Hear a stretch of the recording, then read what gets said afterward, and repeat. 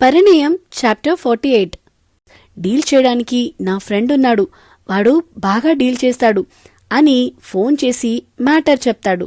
తన friend within 5 minutesలో రావడం చూసి షాక్ అవుతుంది.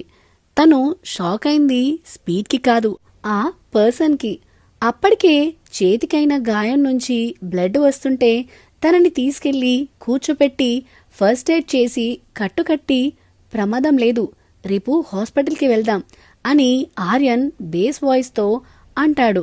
అమూల్య వీడేంటి ఇలా మాట్లాడుతున్నాడు అని అనుకుంటూ, రామ్ అన్నయ్య నీ ఫ్రెండ్ అన్నావు అని అంటుంది.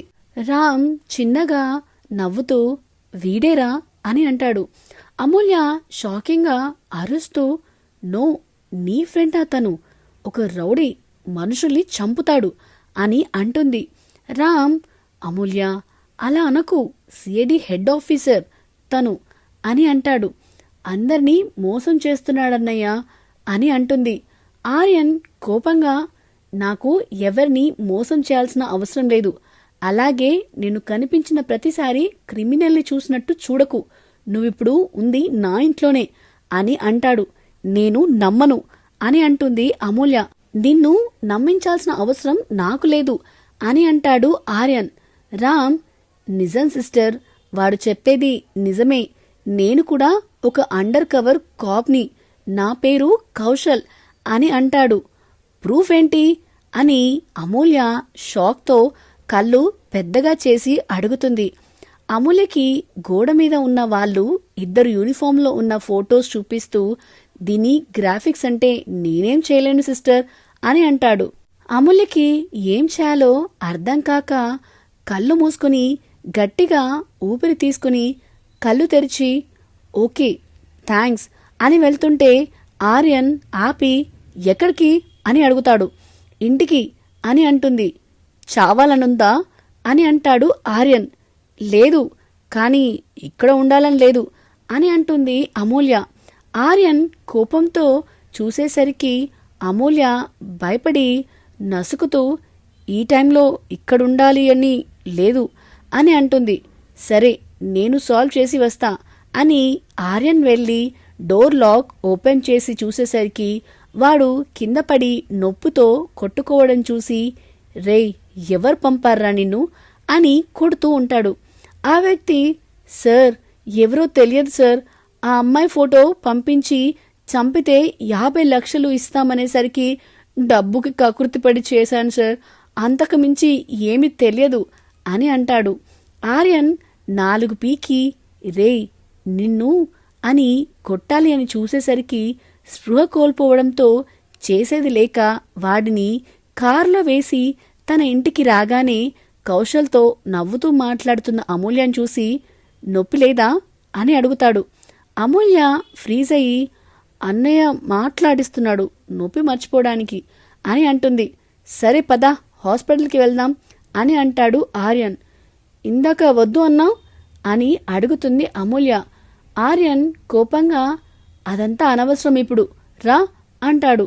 అమూల్య సీరియస్గా, నేను రాను, నువ్వు రమ్మంటే నేను రావాలా, నాకు తెలిసిన హాస్పిటల్కి నేను వెళ్తా అని మొండిగా అంటుంది.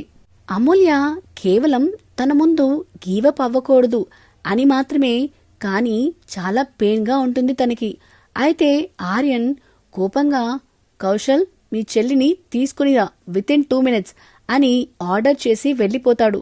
కౌశల్ బ్రతిమిలాడుతూ, ప్లీజ్ రారా అని బుజ్జగిస్తూ ఉంటాడు. అమూల్య తప్పక వెళ్తుంది, కానీ మనసు కుదురుగా లేకపోయేసరికి విండో దించి గాలిని ఆస్వాదిస్తుంటే తనకు జానుతో వెళ్లిన నైట్ రైడ్స్ గుర్తు రావడం, జాను పరిస్థితి గుర్తు రావడం ఒకేసారి జరిగి ఒక్కసారిగా తల లోపలికి పెట్టి సీట్లో వెనక్కి వెళ్ళి కళ్ళు మూసుకోగానే జాను మాటలు, అల్లరి అన్నీ గుర్తు వచ్చి, ఇప్పుడు ఫోన్ చేసినా సరిగ్గా మాట్లాడకపోవడం తన మిస్టేక్ లేదు అని, భార్గవ్తో ఉండలేను అని ఎన్నిసార్లు చెప్తున్నా వినని మొండితనం గుర్తురాగానే కళ్ళల్లో నుంచి నీళ్లు ఆగకుండా వస్తుంటే ఆపాలి అనే ప్రయత్నం కూడా చేయదు. కొంచెం సేపటికి కార్ ఆగడంతో కళ్ళు తెరిచి చూస్తే కౌశల్, ఏంటి సిస్టర్ ఇది, పెయిన్ ఉన్నా చెప్పవా అని అడుగుతాడు. లేదసలు పెయిన్ లేదు అని అంటుంది అమూల్య. మరి పెయిన్ లేకపోతే ఎందుకు ఏడుస్తున్నావురా అని అడుగుతాడు. అమూల్య లేదని చెప్పా కదా అని అంటుంది. చాలు, హాస్పిటల్ వచ్చింది, దిగు అని అంటాడు కౌశల్.